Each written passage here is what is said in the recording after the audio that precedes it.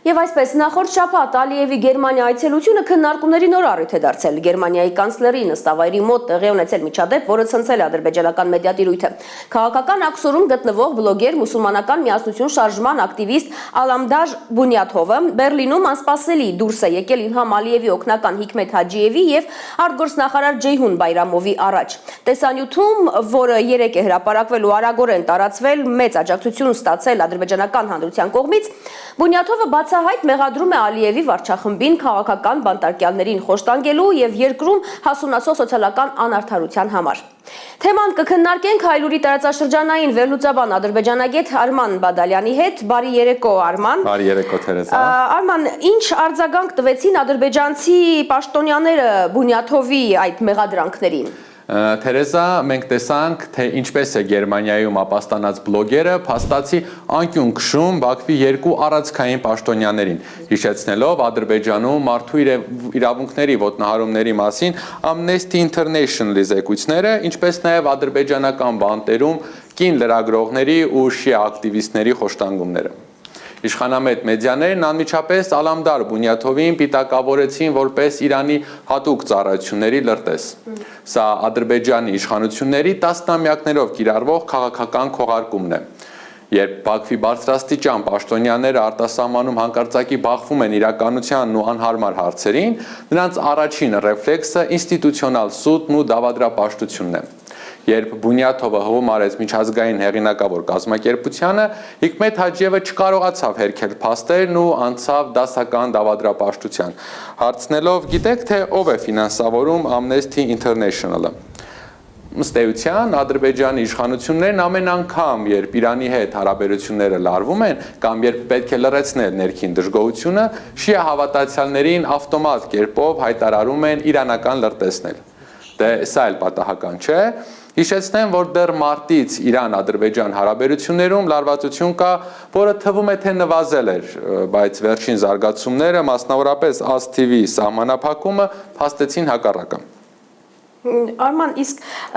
Հաջիև, Բայրամով, Բունյաթով բանավեճի ընթացքում անընդհատ հիշատակվում էր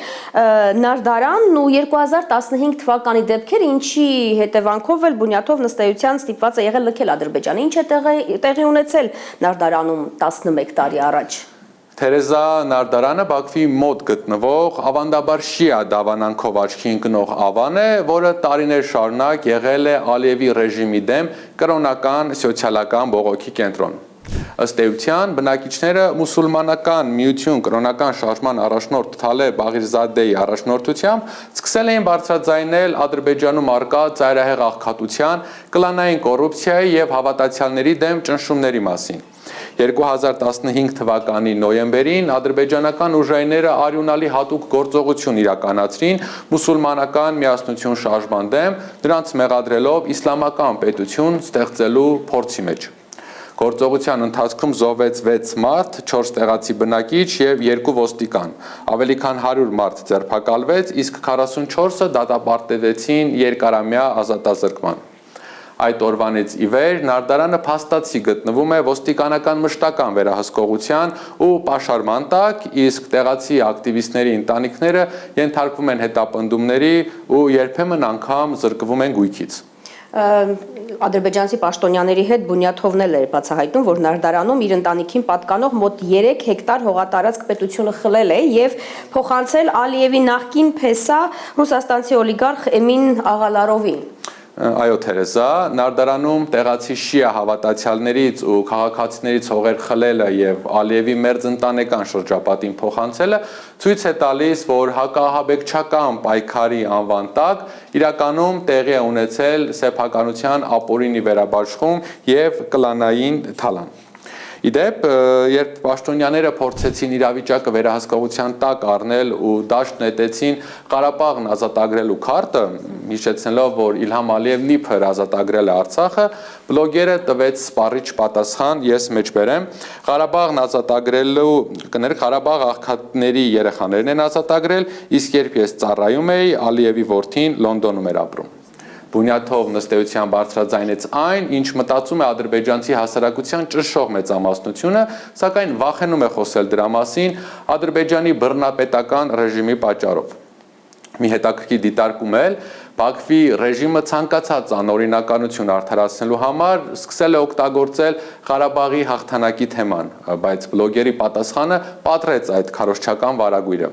Մինչ հասարակ ու աղքատ ադրբեջանցիների որդիները զոհվում էին առաջնագծում, Ալիևի որդին ու էլիտար պաշտոնյաների զավակները վայելում էին իրենց շքեղ կյանքը Լոնդոնում ու եվրոպական մայրաքաղաքներում։